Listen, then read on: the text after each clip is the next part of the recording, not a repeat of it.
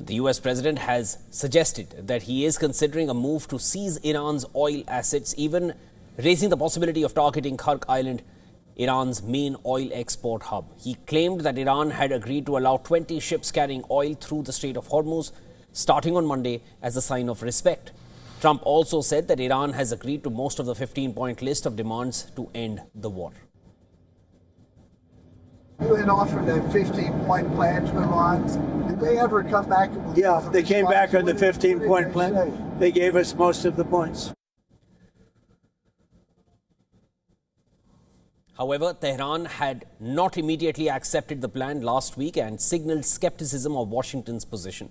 Trump also reiterated his claim that the war against Iran has achieved regime change and a deal could be reached soon with Tehran. We've had very good negotiations today with Iran, getting a lot of the things that they should have given us a long time ago. We'll see how it works out, but they're very good, moving along very nicely. They've destroyed a lot of additional targets today. The Navy's gone, the Air Force is gone, we know that.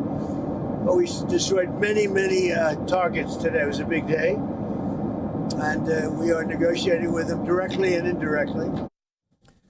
Moments later, he claimed that many targets were taken out and destroyed US military in Iran.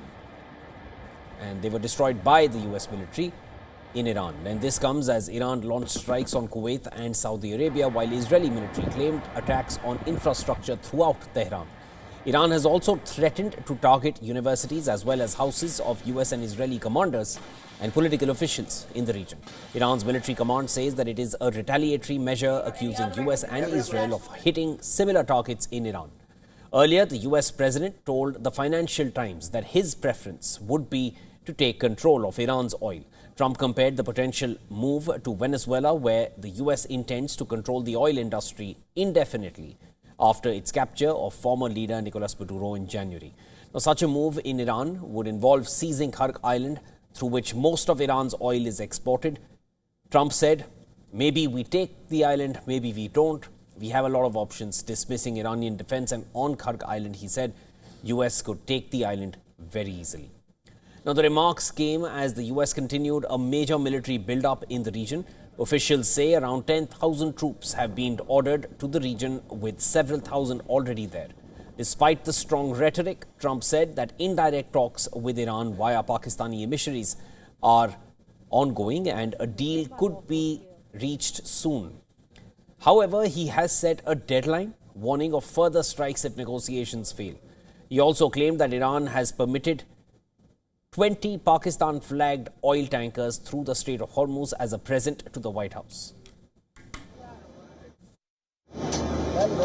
So it was 10 boats. And now today they gave us as a tribute, I don't know, I can't define it exactly, but they gave us, I think out of a sign of respect, 20 boats of oil, big boats of oil, going through the Hormuz Strait. And that's taking place starting tomorrow morning. Over the next couple of days, a lot of boats. Well, Pakistan claims they received permission to carry out 20 boats through the Strait of Hormuz. US says the same. So who do those vessels really belong to? That's a question mark even now.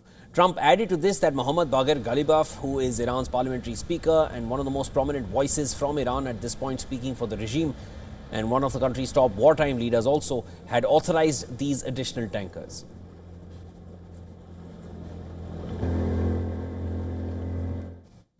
And earlier today, on discussing the West Asia war, I was joined by Dr. Charles Kupchan from Washington, D.C., Senior Fellow at the Council on Foreign Relations. Here's what he had to say on the ongoing war.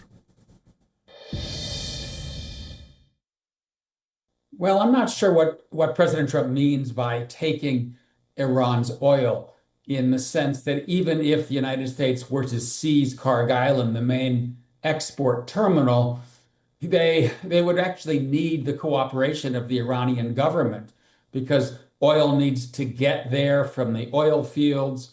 The Iranian government would need to agree to some kind of plan in the same way that the Venezuelan government has agreed to the plan since the capture of Nicolas Maduro. So seizing Kharg Island could stop the flow of Iranian oil, but there would need to be some kind of deal with the Iranian government about the export of oil if the United States is to somehow have to control. Right now, that's not in the cards, given that one cannot conceive of a regime change, and this particular regime in Iran is not poised to work with the United States on oil exports.